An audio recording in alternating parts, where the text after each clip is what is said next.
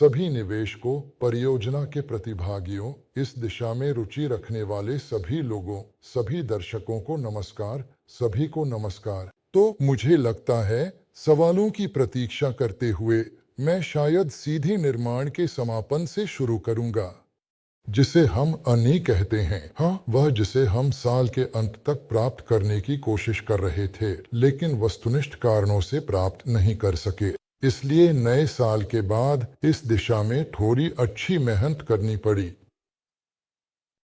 आज की तारीख में मॉस्को स्ट्रोइनात्जोर एमजीएसएन में जो टिप्पणियां थीं, उन्हें हटा दिया गया है। तो मुख्य बात जो हमें अभी चाहिए वह है तथाकथित वास्तुशरी समाधान, उच्च पॉलीगोनल मॉडल, 3D मॉडल। हमने नए साल से पहले प्रयास किए। ये कुछ प्रयास थे, फिर अन्य। यह कार्य बहुत विशिष्ट, दिलचस्प है, लेकिन सबसे महत्वपूर्ण बात यह है कि इस दिशा में मुख्य कार्य पूरा हो चुका है। अभी मॉडल की जांच का काम किया जा रहा है और हमने एक साथ मॉडल और जांच दोनों कर ली हैं। कह सकते हैं कि यह प्रक्रिया अभी चल रही है और जांच के बाद इसे लोड किया जा सकेगा। ऐसा कहा जा सकता है कि यह स्वीकार करना पड़ता है कि ये प्रक्रियाएं तेज नहीं हैं, क्योंकि केवल जांच में 20 दिन लगते हैं। 2 हफ्ते काम होते हैं, 20 दिन। इसलिए अगर आप कोई गलती करते हैं तो 20 दिन गिने जाते हैं। आपको सुधार के लिए समय दिया जाता है। जनवरी, फरवरी, मार्च हो गया। हमसे विभाग टेक्नोपोलिस मांग करते हैं, जल्दी से संचालन में आओ। संचालन में आने की अनुमति प्राप्त करो। हाँ, हम भी इसमें रुचि रखते हैं, शायद सबसे ज्यादा, कि यह घटना जितनी जल्दी हो सके घटित हो। लेकिन सब कुछ हमारे हाथ में नहीं है और सब कुछ हम पर निर्भर नहीं करता। इसलिए मैं यह कह सकता हूँ कि दस्तावेजों के प्रबंधन का यह सारा काम सकारात्मक पहलू भी रखता है, क्योंकि हमने दस्तावेजों की जांच के लिए बहुत बड़ा काम किया है। बहुत बड़ा काम किया गया। हमने कुछ गलतियों का पता लगाया और उन्हें उजागर किया।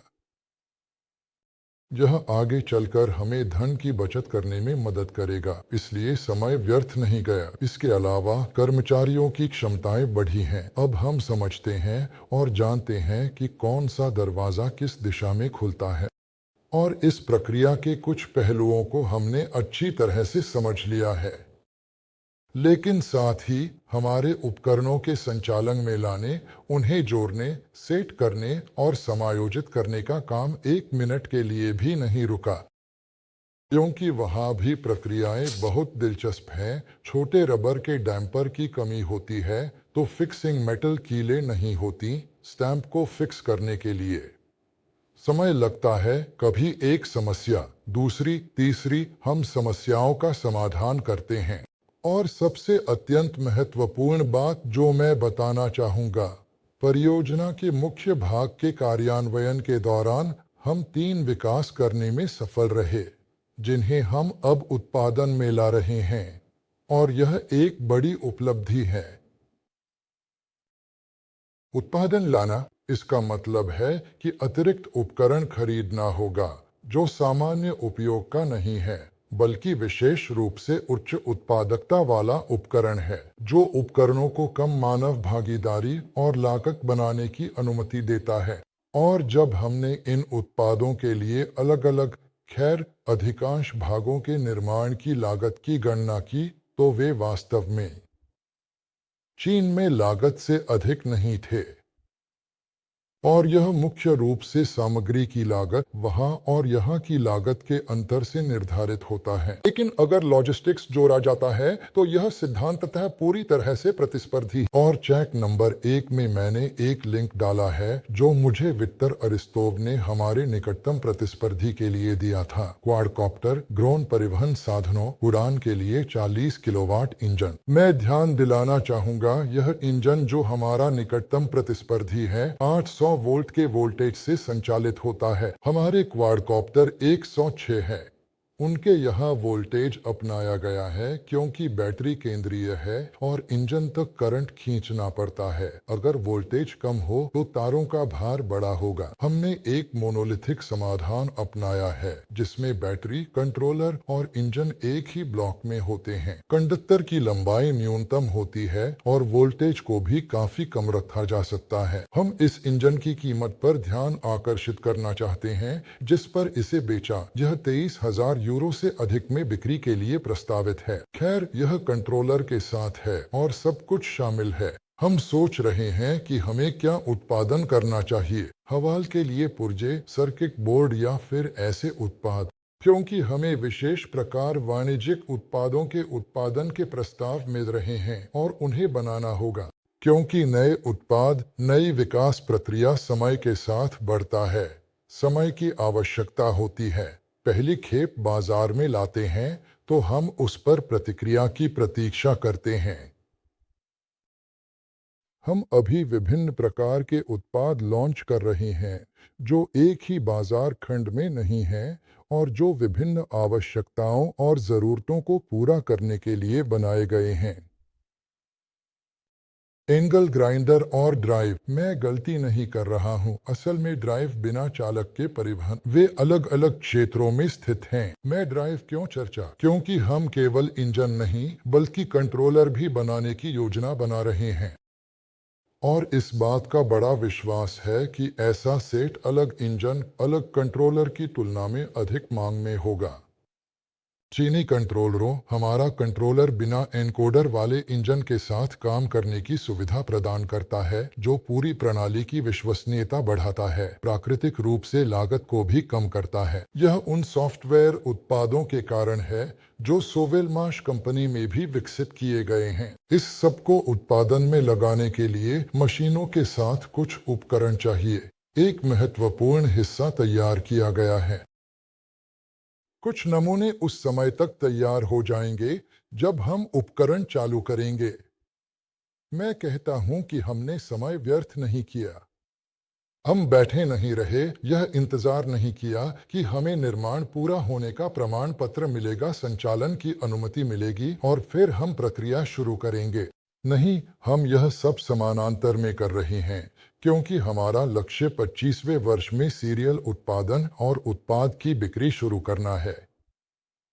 सबसे पहले मेरा मानना है कि हम बिक्री के लिए 3 मॉडल USHM पेश करेंगे। ऐसा मानने के लिए ठोस कारण है। और फिर इंजन, क्योंकि इंजन पर ड्राइव पर उपकरण निर्माण की अवधि इतनी बड़ी नहीं है, महत्वपूर्ण है। सबसे महत्वपूर्ण बात यह है कि इसे सबसे बाद में ऑर्डर किया गया था, हालांकि योजनाओं में ऐसा ही था। और अब हमारे पास चीनी नियंत्रकों के साथ जो समस्याएं हैं वे हमारे क्वाडकॉप्टर पर काम को बहुत अधिक रोक रही हैं, क्योंकि उस मॉडल पर हमने बहुत अच्छी तरह से काम किया, बड़ी क्षमताएं और अनुभव प्राप्त किया।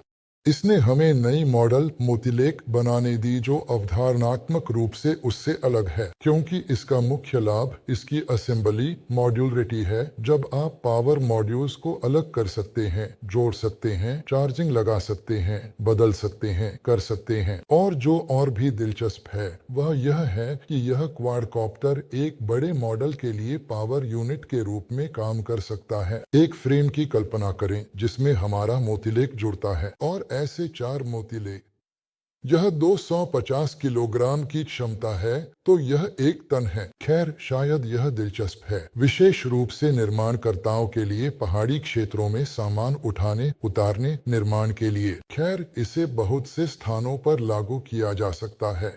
हमारे पास अधिकारी आते हैं, उनके पास परियोजना की गलतफहमी होती है क्योंकि सभी मानते हैं कि हमारे पास केवल उत्पादन है। फिर समझाते हैं जब वे परियोजना का नाम पढ़ते हैं वहां उत्पादन में डालने की बात होती है। विषयगत काम शुरू होता है लेकिन फिर भी वे आते हैं, देखते हैं। प्रतिक्रिया दिलचस्प होती है और यह कहना जरूरी है कि हम कुछ निश्चित चरणों से गुजर रहे हैं। निर्माण शुरू किया, फिर ऊर्जा आपूर्ति, फिर सामान्य मशीनरी के उपकरणों से लैस करना, खराद, फ्रेजिंग, फिर विशेषीकृत महत्वपूर्ण। और इस चरण में अत्यधिक सटीक नियंत्रण माप उपकरणों पर विशेष ध्यान दिया जा रहा है। विशेष रूप से हमने रासायनिक संरचना के स्पेक्ट्रल विश्लेषण की स्थापना को चालू कर दिया है। यह स्थापना क्या है? लोहे, तांबे, एल्यूमिनियम के आधार पर सामग्री का नमूना लिया जाता है, थोड़ी देर के लिए आर्क जलाया जाता है, स्पेक्ट्रम लिया जाता है और उसके आधार पर रासायनिक संरचना का मूल्यांकन किया जाता है। यह क्यों जरूरी है? इसलिए कि हम स्पष्ट रूप से समझ सकें कि हमें उपयुक्त गुणवत्ता की सामग्री प्राप्त हुई है। जो लोग उत्पादन से जुड़े हैं वे अच्छी तरह से जानते हैं, विशेष रूप से सीरियल उत्पादन में, कि खराब गुणवत्ता के कच्चे माल की आपूर्ति से क्या खर्च होता है। ये नुकसान बहुत बड़े होते हैं। कल्पना कीजिए आपको 20 से 30 टन सामग्री लाई गई, आपने उसे प्रसंस्करण में डाल दिया, प्रसंस्करण किया और आपकी उत्पाद कोई काम की नहीं। समझने की कोशिश करें, लगता है कि स्टील सही नहीं है। यह लोगों का काम, उपकरण, मशीनरी सब शामिल है। भयंकर नुकसान। और इसे रोकने के लिए बेहतर है कि ऐसे उपकरण पर खर्च किया जाए। इस उपकरण के अलावा और भी कई अन्य उपकरण हैं, इसलिए इनपुट नियंत्रण और आउटपुट नियंत्रण का गठन किया जाता है, विशेष रूप से ताकि हम अपने उत्पादों में पूरी तरह से आश्वस्त हो सकें। खासकर इलेक्ट्रॉनिक्स में हम अब एक जलवायु कक्ष की आपूर्ति की प्रतीक्षा कर रहे हैं जो -70 डिग्री से +150 डिग्री तक 98% तक की आर्द्रता प्राप्त करने को सक्षम बनाता है। यह एक कक्ष है, लेकिन हम इलेक्ट्रॉनिक्स को पूरी तरह से जांच सकते हैं और न केवल इलेक्ट्रॉनिक्स, इसके अलावा अब वाइब्रेशन स्टैंड और फील्ड कैमरा भी हैं। यह पहले से तैयार है, जिसने सभी परीक्षण पास कर लिए हैं। धूल में इसकी कार्यक्षमता। धूल की संरचना इस उत्पाद से बदली जा सकती है, जिसमें प्रवाहकीय धूल हो सकती है, रेत जैसी। यह प्रदर्शन को काफी हद तक सुधारने और उत्पाद में किसी भी त्रुटि से बचने की अनुमति देगा, ताकि इसे उस गुणवत्ता के साथ जारी किया जा सके जो हमारे उपभोक्ताओं की मांगों को पूरी तरह से संतुष्ट करे। मुझे उम्मीद है कि हर दिन USHM और ड्राइव्स के उत्पादन के लॉन्च के समय हम करीब आ रहे हैं और 2025 का मुख्य कार्य यह सीरियल उत्पादन का शुभारंभ है। इसके अलावा हम अभी गुणवत्ता प्रबंधन के बारे में एक प्रावधान तैयार कर रहे हैं, जिसे गुणवत्ता प्रबंधन कहा जाता है, जो विकास से लेकर सेवा और निपटान तक के सभी चरणों का वर्णन करता है, जहां कौन, क्या, किसके लिए जिम्मेदार, किस चरण पर क्या आवश्यक है। यह हमारे उद्यम की गतिविधि को विनियमित करता है और इस बात को ध्यान में रखते हुए कि हम साल की शुरुआत से धीरे धीरे निर्माण से उत्पादन की ओर बढ़ रहे हैं। उद्यम के काम को संरचित करने, कर्मचारियों की कार्यात्मक जिम्मेदारियों के विभाजन और व्यवस्था में लाने के लिए गंभीर काम चल रहा है। क्योंकि निर्माण कार्य और जब हम सभी बहुकुशल थे और उत्पादन गतिविधि अनुशासन और प्रत्येक व्यक्ति की कार्यात्मक जिम्मेदारियों के विभाजन में पूरी तरह से भिन्न होती है। और इसके अनुसार यह हम में से प्रत्येक पर कुछ विशेष आवश्यकताएं लगाता है। संक्षेप में यह कहा जा सकता है कि इस समय के दौरान क्या हुआ। मुझे लगता है कि ताज़ा घटनाओं के वीडियो और वीडियो क्लिप्स होंगे। अभी लड़के इकट्ठा कर रहे हैं और वेल्डिंग रोबोट को स्थापित करेंगे। इसकी आवश्यकता क्यों है? शुरुआत में क्वाडकॉप्टर के लिए फ्रेम वेल्ड करने के लिए। इसके अलावा हमने एक पाइप कटर लगाया है जो बीन को काफी हल्का करने की अनुमति देता है, क्योंकि आयताकार पाइप से त्रिकोण काटा जाता है और यह पुल की फर्म की तरह हल्का हो जाता है। तो संरचना त्रिआयामी होती है, अधिक हल्की। और इसके अनुसार यह या तो लोड क्षमता बढ़ाने की अनुमति देता है और सबसे महत्वपूर्ण बात, क्वाडकॉप्टर की उड़ान की दूरी बढ़ाने की अनुमति देता है, आदि। यह सब है। लड़के वीडियो बनाएंगे, सब अपलोड करेंगे, आप देखेंगे।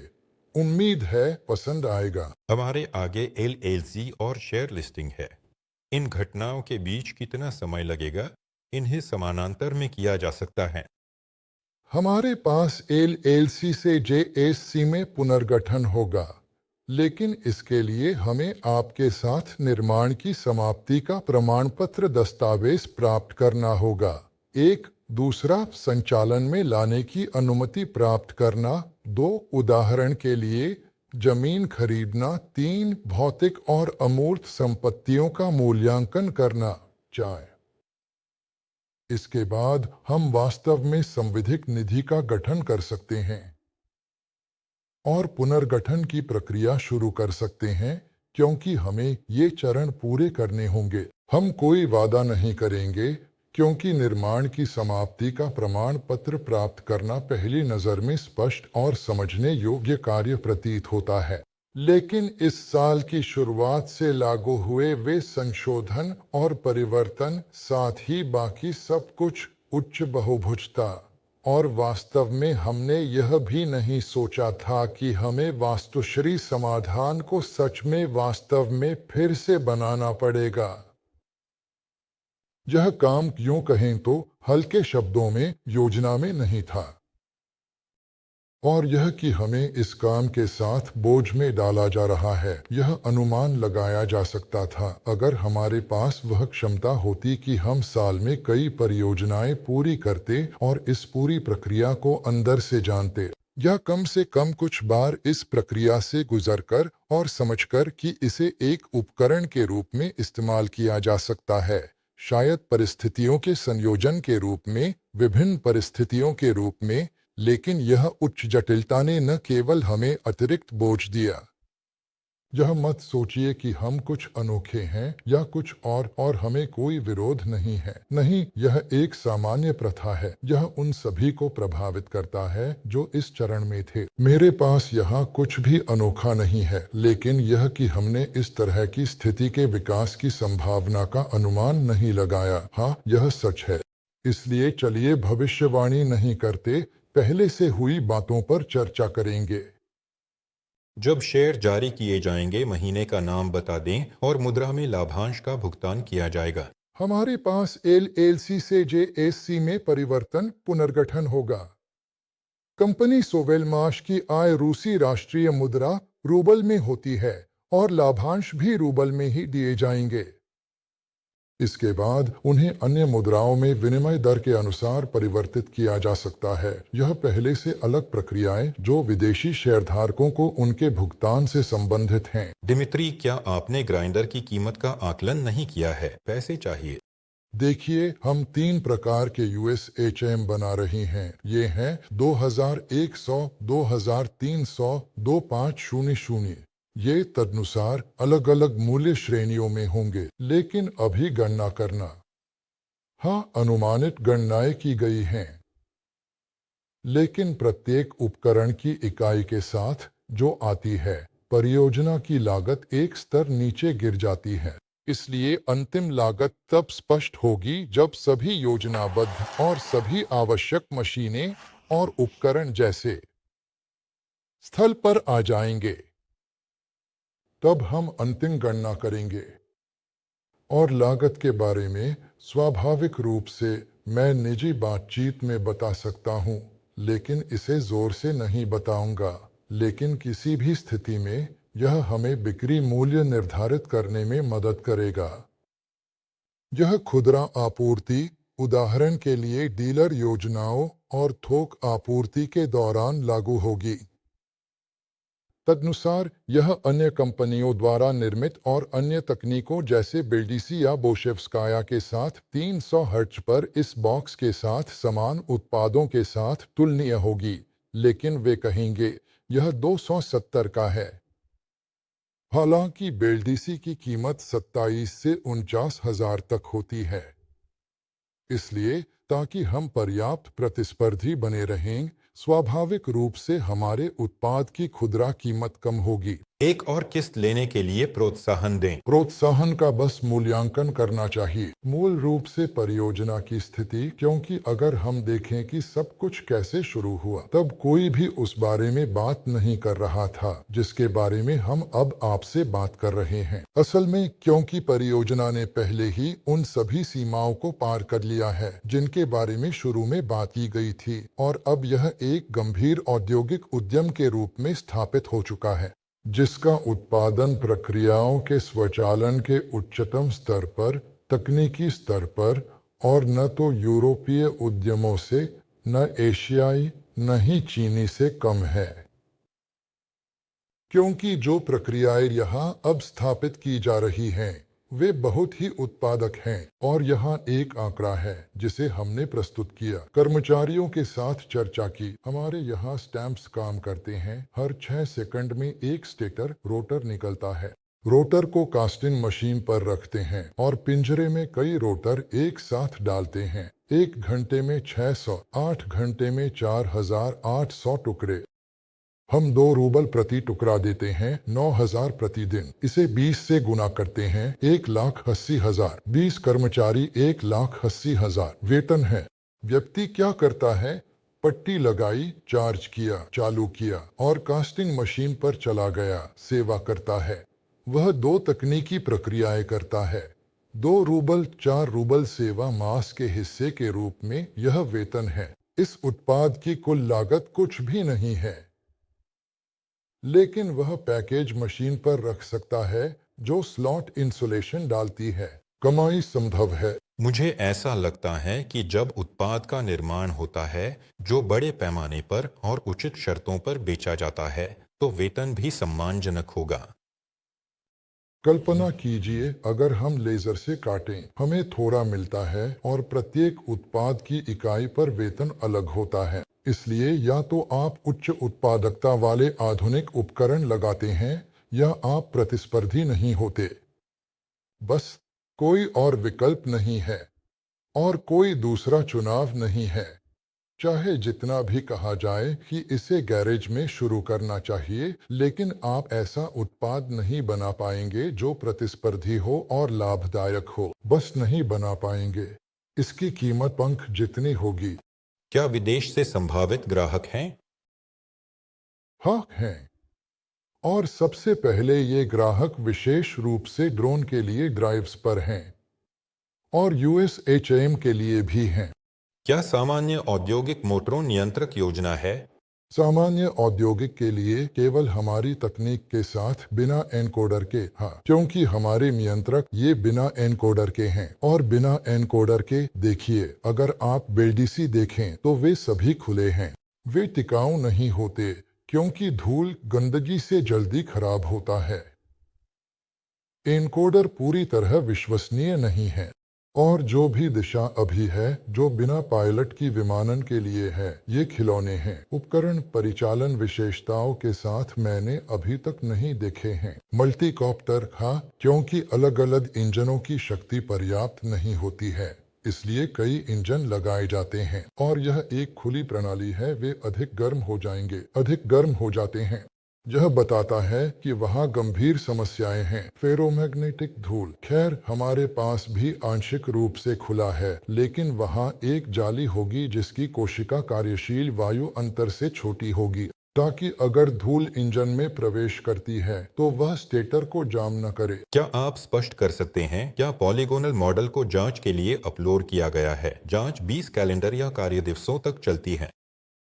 अपलोड कर दिया गया है। जांच बाहरी है, कुछ गलतियों, पहचान त्रुटियों आदि की खोज के लिए, और केवल जांच के बाद इसे अपलोड किया जाता है। इसलिए एक मॉडल पहले से ही है। हमने 2 बनाए। एक मॉडल पहले से ही जांच पास कर चुका है, दूसरा तैयार है। अभी इसके हस्तांतरण का प्रश्न हल किया जा रहा है। 1-2 दिन में हल हो जाएगा और फिर अपलोड किया जाएगा।